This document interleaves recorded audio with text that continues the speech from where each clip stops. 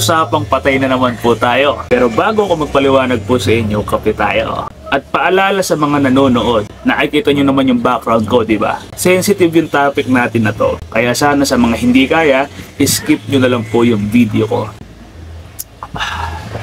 Kung mapapansin nyo yung video ko, yan po yung galon na ginagamit natin sa pagbabalsamo. Yung time na yan o yung nasa background natin na yan, yan yung time na kinukuhanan natin ng tubig sa loob ng tiyan, yung binabalsamo natin. Pero hindi po sa lahat ng mga binabalsamo natin ng mga patay, talagang mayroong tubig o fluid na nakukuha sa mismong tiyan. Ayoko lang magpaliwanag ng malalim kasi baka mamali ako dahil hindi naman ako magaling sa mga sakit o sa anumang kondisyon ng mga taong buhay.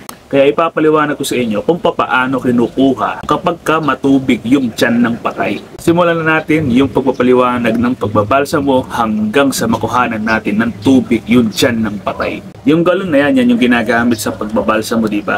Ngayon magtitimpla tayo ng 1:3 na formalin. Pero mas maganda kung 2:2 para matapang yung timpla. Kasi nga kapag katansyado mo na may tubig yung tiyan at pumasok na sa artery o pinadali mo na sa artery, pwedeng humalo ngayon yung ipinapasok mong formalin sa tubig na nasa tiyan. Kaya ang mangyayari, yung formalin na templado na ipinapasok mo sa katawan, tumatabang yun dahil sa humahalo sa tubig sa loob ng tiyan.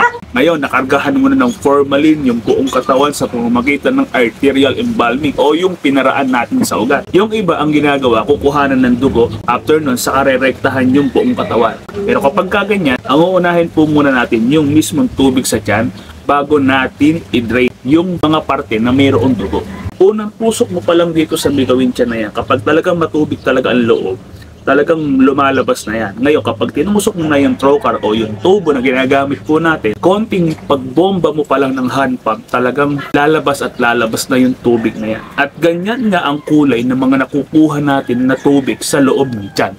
Naalala ko nung kinuhanan ko ng picture yung galon na yan o yung nasa background ko, nasa 1.5 o kulang 2 galon yung nakuha namin tubig sa tiyan. Tiyan pa lang yun hindi pa nasama yung dugo sa may upper part na to.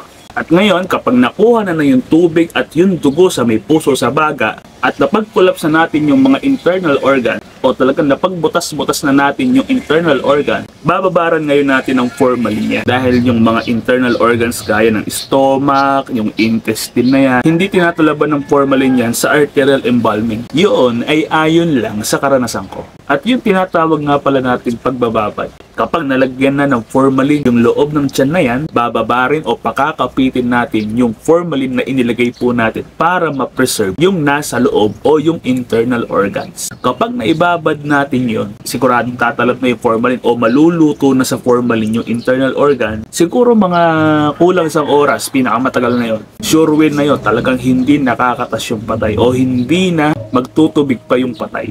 At pagkatapos nun, rekta na yung mga parte na hindi tinalaban ng formalin, rektahan na ng gamit yung tubo. At pagkatapos nun, nandun na tayo sa tinatawag nga nating pagbababad. Pagkatapos na mababad, drain po ulit tayo o i-aspirate po ulit natin yung nilagay nating formalin sa loob ng tiyan. Huwag kayong maglala kahit na nakuha natin yung formalin sa loob ng internal organs, preserve naman na yung internal organs kaya wala nang magiging problema. After nun, linisin na lang yung patay, makeup na. Sana may natutunan kayo sa ginawa nating video at yun, salamat ng marami sa patuloy niyong pagsuporta at huwag niyong kakalimutan na mayroong YouTube channel po ako. Doon tayo nag-upload ng talagang detalyado na mga video. Kaya sana mag-subscribe kayo, like at comment. Muli, maraming salamat. Ingat kayong palagi mga kamorke.